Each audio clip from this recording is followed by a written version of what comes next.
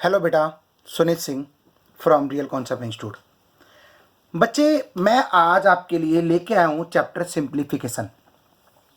बच्चे, ये ऐसा चैप्टर है सिंप्लीफिकेशन जो आपके एग्जाम में कंफर्म आता ही आता है, चाहे जो हो जाए। यानी बेटा, सिंप्लीफिकेशन के 2-3 सम होंगे ही होंगे।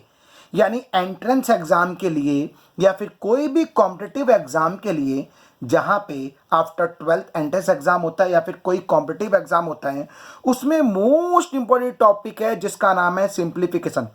बच्चे, आमतौर पे ये चैप्टर आता सब बच्चों को है, बट मैंने अभी तक ये देखा है कि बच्चे आके एक ही कंप्लेंट करते हैं कि सर सम आता था बट हमसे हुआ नहीं, क्योंकि उसमें कैलकुलेशन बहुत ज़्यादा थी। तो ये वही चैप्टर है जहाँ पे कैलकुलेशन बहुत सारी होती है। सम देखने में तो लगता है कि यार ये तो हो जाएगा, एलसीएम ही लेना है या फिर इसमें प्लस माइनस ही करना है, बट एक्चुअल में प्लस माइनस या फिर एलसीएम इतनी डिफिकल्ट फॉर्म में होता है कि जिसे सॉल्व करना बहुत ही ज़्यादा डिफिकल्ट हो जाता है या फिर वो बहुत ज़्यादा टाइम कंज्यूम करता है। और बेटा, आपको ये साफ साफ पता है कि एंट्रेंस एग्जाम के अंदर जो टॉपिक है, यानी कोई भी सम को सॉल्व करने के लिए आपको 1 मिनट या फिर उससे कम ही टाइम मिलता है। तो आज हम टेक्निक से पढ़ेंगे कि सिंप्लीफिकेशन अगर आपके एंट्रेंस एग्जाम में आए तो किस तरीके से सॉल्व करना है। आमतौर पे सिंप्लीफिकेशन का ये टॉपिक अक्सर एग्जाम में आता है जिसका नाम है एडिशन एंड सब्ट्रैक्शन। यानी यहां पे ऐड किया जाता है या फिर सब्ट्रैक्ट किया जाता है, यानी प्लस किया जाता है या फिर माइनस किया जाता है। आपको लग रहा होगा सर प्लस माइनस तो हमें आता है, बट देखना है आपको ये टॉपिक पूरा का पूरा। आपको लगेगा हाँ इसमें कुछ यूनिक सर ने के बताया है इसमें, यस ये ट्रिक से हम करेंगे तो कैलकुलेशन बहुत कम होगी। सबसे पहले मैं बात कर रहा हूं एडिशन एंड सब्ट्रैक्शन की। बच्चे, एडिशन एंड सब्ट्रैक्शन जो होते हैं वो दो टाइप के मैंने इसे कन्वर्ट किया है। पहला लिखा है नॉर्मल फ्रैक्शन, दूसरा लिखा है मिक्स फ्रैक्शन। यानी एडिशन एंड सब्ट्रैक्शन जो होते हैं वो दो टाइप के होते हैं, normal fraction and mix fraction. अब मैं थोड़ा आपको बता देता हूं नॉर्मल फ्रैक्शन क्या होते हैं। Type of the normal fraction. Normal fraction जो होते हैं दो टाइप के होते हैं, एक होता है प्रॉपर फ्रैक्शन, एक होता है इम्प्रॉपर फ्रैक्शन। बच्चे, मैं आपको थोड़ी सी थ्योरी के बारे में इसलिए बता रहा हूं क्योंकि एंट्रेंस एग्जाम में कुछ भी आ सकता है, तो आपको थोड़ी सी थ्योरी भी पता होनी चाहिए, यानी फ्रैक्शन के टाइप भी पता होने चाहिए, यानी एग्जाम में कुछ भी सम बन के आ जाए। यानी type of the normal fraction equal to proper fraction and improper fraction. बच्चे, प्रॉपर फ्रैक्शन क्या होता है? जहां पे न्यूमिनेटर की वैल्यू डोमिनेटर से छोटी होती है, यानी डोमिनेटर बड़ा होता है न्यूमिनेटर के कंपैरिजन में, तो उसे प्रॉपर फ्रैक्शन बोलते हैं।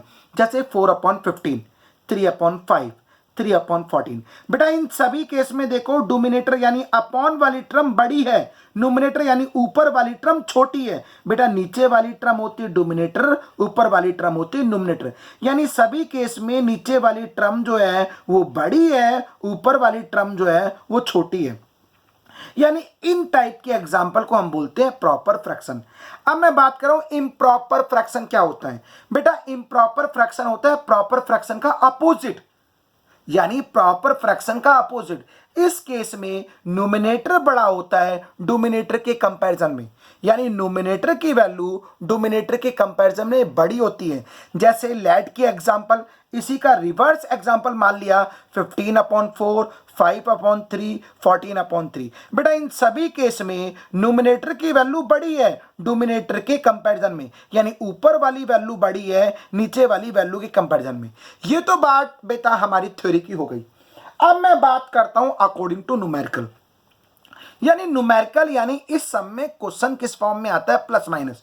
तो नॉर्मल फ्रैक्शन की बात रहा हूं कर। बेटा, नॉर्मल फ्रैक्शन में जैसे सम आ गया 1/2 प्लस 1/6 प्लस 1/12 प्लस 1/20। कह रहा what is the value of this, यानी आपको यह बताना है इसकी वैल्यू किसके बराबर होगी। अब बेटा, आपको लग रहा होगा ये सर एलसीएम ही तो लेना है सर, जो 11th 12th में मैथ वाले थे वो कहेंगे सर हो जाएगा 11 10th वाले भी कहेंगे सर हमने 10th तक मैथ किए, हमें आता है। बट बेटा आना मैटर नहीं है, मैटर ये आपको चंद सेकंड में सॉल्व करना है। आप चलो एलसीएम लेके सॉल्व करोगे, 1 मिनट लगा दोगे, 1.5 मिनट लगा दोगे, 2 मिनट अगर लगाते हो तो इसका मतलब है कि आपने टाइम ज़्यादा कंज्यूम कर दिया और आपके बाकी बचे हुए सम छूट जाएंगे। तो टेक्निक के अकॉर्डिंग कैसे किया जाता है मैं आपको फिर से बता रहा हूं। जैसे सम दिया है 1/2 प्लस 1/6 प्लस 1/12 प्लस 1/20, इसकी वैल्यू क्या होगी 4/5, 3/7, 12/5 या नन ऑफ दिस। तो सबसे पहले मैंने क्वेश्चन को लिख दिया, जो भी सम दिया था 1/2 प्लस 1/6 प्लस 1/12 प्लस 1/20। अब बेटा ध्यान रखना है आपको नीचे वाली टर्म के फैक्टर बनाने हैं। एक चीज ध्यान रखना, नीचे वाली टर्म के फैक्टर बनाने हैं। जो भी नीचे वाली टर्म के फैक्टर बना रहे हो वो एक दूसरे से डिवाइड नहीं होने चाहिए। फिर से सुन लो बेटा, नीचे वाली टर्म के फैक्टर बनाने हैं, पहली कंडीशन कि वो फैक्टर एक दूसरे से डिवाइड नहीं होने चाहिए किसी भी हाल से। अब इसके बाद उन दोनों का डिफरेंस जो है ऊपर वाली टर्म बननी चाहिए। इसमें दो ही कंडीशन ध्यान रखनी है कि डोमिनेटर वाले वैल्यू को फैक्टर बनाना है और फैक्टर इस फॉर्म में बनाना है ताकि उन दोनों का डिफरेंस बन जाए। ऐसा क्यों, इससे बेनिफिट क्या है, सबसे पहले मैं आपको बताता हूं कैसे। जैसे ये दिया 1/2 तो 2 को लिख दिया 1/2, एक दूसरे से डिवाइड नहीं हो रहा। बेटा आप कहोगे 1 तो 2 से डिवाइड हो रहा है, नहीं बेटा 1 सभी से डिवाइड होता है इसलिए इसे नेग्लेक्ट कर देते हैं हम। इसी तरह 6 को लिखा 2/3, इसी तरह 4 को लिखा 12 को लिखा 3/4, इसी तरह 20 को लिखा 4/5। यानी नीचे वाली टर्म के फैक्टर क्रिएट करने हैं आपको, समझ आई बात। अब इसके बाद पहली वैल्यू हमेशा प्लस की होगी, दूसरी माइनस की, पहली प्लस की दूसरी माइनस की, पहली प्लस की दूसरी माइनस की, पहली प्लस की दूसरी माइनस की। हमेशा पहली वैल्यू प्लस की दूसरी माइनस की, पहली प्लस की दूसरी माइनस की, पहली प्लस की दूसरी माइनस की, पहली प्लस की दूसरी माइनस की। देखो इन दोनों का डिफरेंस जो है 1 आ रहा है, सभी में ऊपर वाली टर्म आ रही है ना डिफरेंस। तो आपको ध्यान रखना है पहला एक तो फैक्टर बन जाए जो एक दूसरे से डिवाइड ना हो और उन दोनों का डिफरेंस ऊपर बन जाए, ठीक है। अब जैसे आपके सामने दिया है, अब मैं इसे लिख सकता हूं 1/1 माइनस में 1/2, यानी पहली वैल्यू प्लस की दूसरी माइनस की, फिर प्लस में 1/2 माइनस में 1/3, फिर प्लस में 1/3 माइनस में 1/4, फिर प्लस में 1/4 माइनस में 1/5। यानी आपको ये क्लियर हो रहा होगा। यानी ये जो प्लस की वैल्यू है प्लस की डाल दी मैंने बेटा, यहाँ पे एक्सपेंड किया है, आगे सम में एक्सपेंड करने की जरूरत नहीं है, मैंने जानबूझ के एक्सपेंड किया है ताकि आपको सम क्लियर हो जाए। बेटा पहला प्लस 1/1 ही आएगा, माइनस 1/2, फिर 1/2 माइनस 1/3। अब देखो बेटा ये सारी value -1/2 plus 1/3 2 minus 1/3 plus 1/3 minus 1/4 और ये आ गई प्लस 1/4। सारी वैल्यू आपस में कैंसिलाइज हो गई यानी कट गई। अब बचा क्या 1/1 माइनस में 1/5। तो मैं अगले स्टेप में इसको केवल इन्हीं दो को लिख दूंगा क्योंकि बाकी वैल्यू तो सारी कट गई। फिर से सुन लो बेटा, यहां पे सारी वैल्यू कट गई हैं, केवल ये दो वैल्यू बची है, इन दोनों को मैंने लिख दिया। अब इनका एलसीएम लेना कोई डिफिकल्ट टास्क नहीं है। 5 - 1 = 4/5 यानी ए ऑप्शन आपके सामने। बेटा बस यही आप पे आपको थोड़ी सी चीज फाइंड होनी है जिससे आपको ये देखना है कि ये एक दूसरे से डिवाइड हो ना हो। प्लस में दो ही टेक्निक, इन दोनों का डिफरेंस ऊपर वाली टर्म बननी चाहिए और हमेशा ये टेक्निक अप्लाई करने से जितना मर्जी बड़ा सम आ जाए उसमें आधी से ज्यादा वैल्यू कट जाएगी। जैसे जो मैंने आपके सामने एक एग्जांपल और लिया है, ये एग्जाम आपके एग्जाम यानी आपके एंट्रेंस एग्जाम के अंदर आया हुआ है। एग्जाम्पल दिया 1/20 plus 1/30 plus 1/42 plus 1/56 plus 1/72 plus 1/90 plus 1/101 plus 1/32। बेटा आपको लग रहा होगा इतनी बड़ी टर्म, देखो अभी तो छोटा था तो आपने चलो कहा कोई बात नहीं सर, लेकिन इस टर्म का कोई भी बच्चा एलसीएम निकालेगा तो एलसीएम में ही कंफ्यूज हो जाएगा। अगर इस टर्म का कोई भी बच्चा एलसीएम निकालेगा तो एलसीएम में ही कंफ्यूज हो जाएगा, चाहे उसके पास 10th में मैथ हो, 11th में मैथ हो, 12th में मैथ हो, इस सम को करने में 10-12 मिनट लगा देगा कम से कम। और 10-12 मिनट का मतलब है आपका सिलेक्शन इम्पॉसिबल होना है, क्योंकि 10-12 मिनट आपने अगर एक सम में लगा दिए तो बाकी सम कैसे सॉल्व करोगे। वही टेक्निक आप लोग ध्यान रखना है जो मैंने आपको टेक्निक बताई है नॉर्मल फ्रैक्शन के अंदर, इससे मैक्सिमम डिजिट कट जाती हैं, जिससे एलसीएम काफी आसान रह जाता है। तो मैंने सबसे पहले देखा 20, तो 20 का फैक्टर 4 इंटू 5, दोनों का डिफरेंस 1 आ रहा है ऊपर, ठीक है। और इसी तरह 30 का 5 6, 42 का 6 7, 56 का 7 8, 72 का 8 9, 90 का 9 10, 110 का 10 11, 132 का 11 और 12।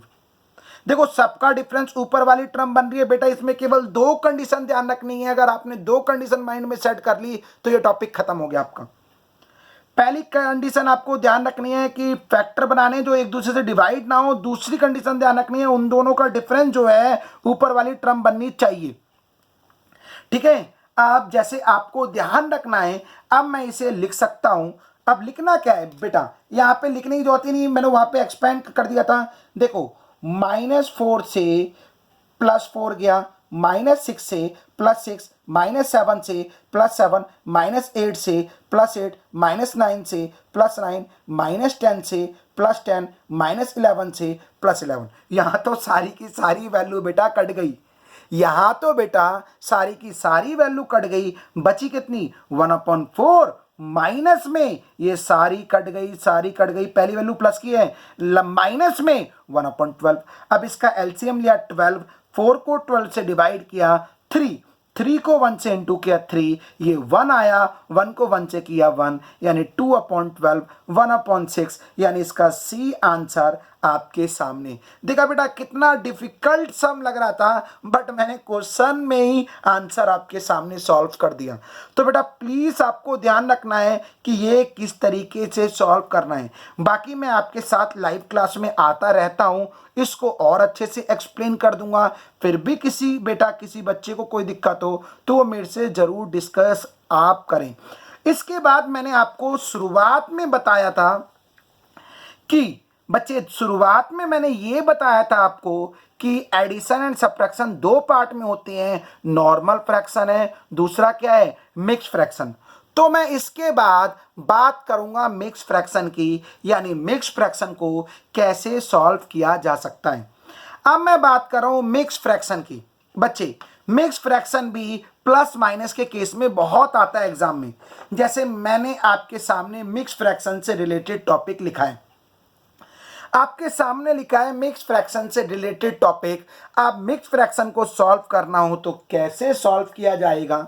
तो बच्चे जैसे मैंने लेट किया एग्जांपल, मिक्स फ्रैक्शन का मतलब क्या होता है 4 5/25, 3 1/5, 7 3/125, 2 1/5, यानी इस फॉर्म को बोलते हैं मिक्स फ्रैक्शन।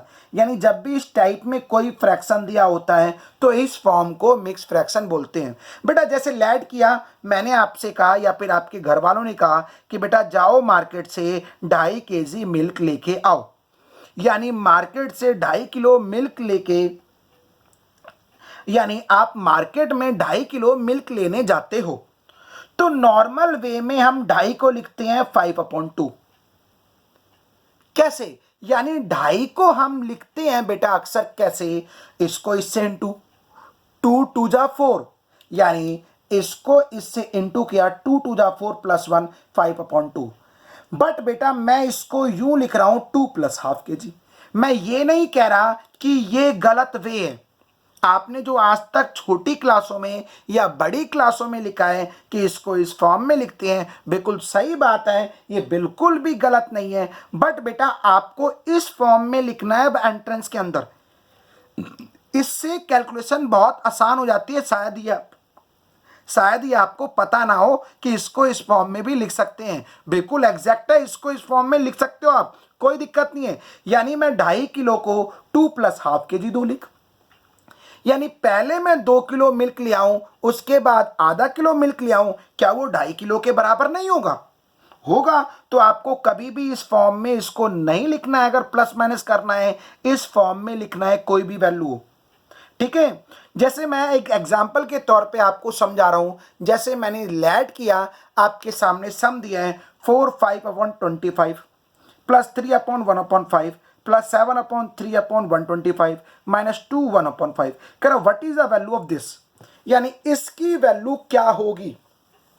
तो बेटा मैं आपको एक चीज बता दूं कि मैंने अभी तक अपने टीचिंग एक्सपीरियंस के अंदर ये सीखा है या फिर ये देखा है कि अक्सर आमतौर पे जिस फॉर्म पे क्वेश्चन होता है, यानी जिस फॉर्म में क्वेश्चन दिया होता है, ऑप्शन भी उसी फॉर्म में दिए होते हैं। देखो मिक्स फ्रैक्शन में क्वेश्चन दिया था तो ऑप्शन भी आपको मिक्स फ्रैक्शन में ही दिए थे। अक्सर 99% इसी फॉर्म में होता है। अगर आप इसे फ्रैक्शन में कन्वर्ट कर देते तो बेटा इतना टफ सम बन जाता है ये कि सॉल्व करते करते पसीने छूट जाते। यानी सबसे पहले इसको इससे इनटू प्लस ये, फिर इसको इससे इनटू प्लस ये, फिर इसको इनटू प्लस ये, फिर इसको इससे इनटू प्लस ये, फिर बैठ के सबका एलसीएम लेते, फिर ऊपर नीचे इनटू करके एलसीएम आता, फिर एक फ्रैक्शन की फॉर्म में आता, फिर उसे डिवाइड का करते, फिर मिक्स फ्रैक्शन में चेंज करते, यानी आप क्वेश्चन को बवाल बना देते, बवाल। तो बेटा आपको नॉर्मल फॉर्म में जैसे मैंने समझाया था वैसे ही लिखना है। यानी ये जो सारी वैल्यू है मिक्स फ्रैक्शन वाली, इसको अलग से प्लस माइनस कर लीजिए, क्योंकि ये वैल्यू अलग से ही प्लस माइनस होगी ना सारी। जैसे 4 + 5/25, 3 + 5 1/5, 7 + 3 1/25 माइनस 2 + 1/5, यानी ये सारी वैल्यू अपने आप बीच में प्लस आएगा।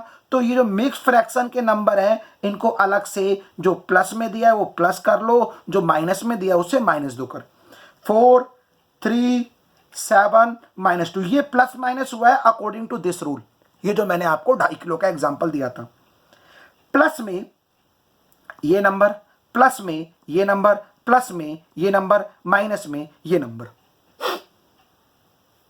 समझ आई बात बेटा। मिक्स फ्रैक्शन वाले नंबर बाहर प्लस माइनस कर दिए, फ्रैक्शन वाले नंबर लिख दिए अंदर। अब देखो इससे एक चीज आसान हो गई, +1/5 से -1/5 और कट गया, यानी क्वेश्चन और आसान हो गया। अब बचा क्या, 5/25 और 3/125। अब इनका एलसीएम लिया 125, 125 को 25 से डिवाइड किया 5 को 5 से इंटू किया 25। अब यहां पे 1 आएगा, 1 को 3 से किया 3, ऊपर एलसीएम लिया, ये तो सेम प्लस हो रहा था 28 अपॉन दिस। और बेटा इसको इस फॉर्म में लिख सकते हैं, क्यों, जब इसको इस फॉर्म में लिख सकते हैं तो इसको इस फॉर्म में भी तो लिख सकते हैं। जब मैंने 2.5 किलो को 2 + ½ kg लिखा था तो 2 + ½ kg को 2.5 किलो नहीं लिख सकता। इसी तरह 12 + 28/125 kg को मैं लिख दूंगा 12 28/125। देखो बेटा इससे कितना आसान टॉपिक, आंसर आपके सामने, ना एलसीएम लेना पड़ा, ना कुछ करना पड़ा, सीधा आपके सामने, ना डिवाइड करना पड़ा, आंसर आपके सामने बहुत आसान फॉर्म में। अब देखो एक और सम लेता हूं, वो भी आपके एग्जाम में आया हुआ है, और वो सम कितना बड़ा सम है मैं आपको एक्सप्लेन डाउन कर। सम दिया है आपके सामने, कह रहे 9,999 1/7 plus 999 2/7 plus 999 3/7 plus 999 4/7 plus 999 5/7 plus 999 6/7। देखा बेटा ये एग्जाम में आया हुआ समय आपके एंट्रेंस एग्जाम के अंदर। कह रहा है इसका मिक्स फ्रैक्शन में आंसर क्या होगा, लेकिन आंसर नीचे प्रॉपर दिए। चलो कोई दिक्कत नहीं, वो तो हमारी टेक्निक फिक्स है। अब बेटा आप इसको आप इससे इंटू करो, प्लस ये करो, इंटू करो, प्लस ये करो, इससे इंटू करो, प्लस ये करो। बेटा कितना इंटू डिवाइड करोगे, आपके पास 1 मिनट है बस। किसी भी सम को सॉल्व करने के लिए कईयों में तो 1 मिनट भी नहीं होता। तो मैं एक काम करता हूं, इन तीनों को, इन सभी को प्लस कर देता हूं 6 बार। 1 2 3 4 5 6, तो 6 बार प्लस ना करके 6 से इंटू कर दूं तब भी बात एक ही है। मैं अगर 6 बार प्लस ना करके 6 से इंटू कर दूं तब भी बात एक ही है। अंदर वाली टर्म साफ साफ लिख दी, 3/7 4/7 5/7 6/7। अब इसके बाद इसको इससे इंटू किया, नीचे वाली डोमिनेटर की वैल्यू सेम है तो नोमिनेटर सेम का सेम आ गया। अगर डोमिनेटर की वैल्यू सेम है तो नोमिनेटर सेम का सेम आ गया मेरे बच्चे। आप ऊपर वाली डिजिट को ऐड किया 20/7, 7 को 21 से काटा, कितना आ गया 3। अब बेटा इन दोनों को ऐड करने से देखो आपके सामने ए फाइनल आंसर। यानी मुझे उम्मीद है आपको ये सिंप्लीफिकेशन का टॉपिक बहुत अच्छे से समझ आया होगा। तो बेटा कोई दिक्कत हो आप फिर भी मेरे से डिस्कस कर सकते हो। थैंक यू बेटा, thank you very much. Sunit Singh from real concept institute.